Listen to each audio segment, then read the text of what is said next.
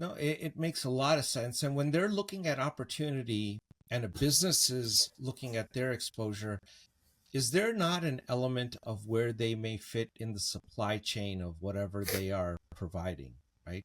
Because we remember Hmm. the Target breach happened from an HVAC contractor, Hmm.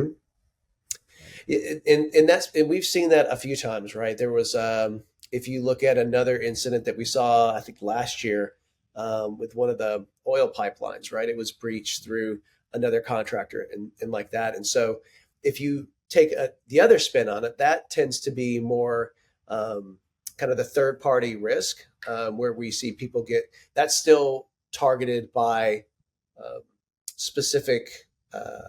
I would say, adversaries that are looking to make waves, right? So there are still people that are going to go out there and have uh, methods of opportunity where they say, you know what, if I stop these people, I know that they will pay.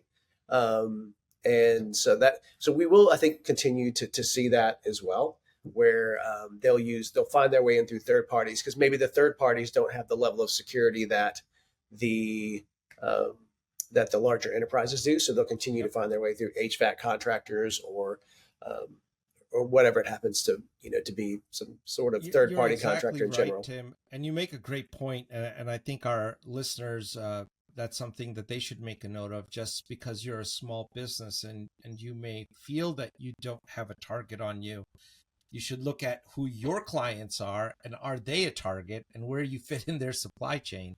And Mm-hmm. that may be a very valid reason for you to become a target in addition to people doing things opportunistically, of course. And that's a whole other area that we could really get into, right? The whole third party security, because that's a whole other risk that we're seeing more and more these days. Not just like in the ransomware vein, but that's the way that people target to get inside larger organizations. And so, third party risk is a huge topic in amongst itself. In everywhere from our government all the way through the private sector. Oh yeah. Well, we'll try and get to that. I hope we get a little bit of time here because there's just so many things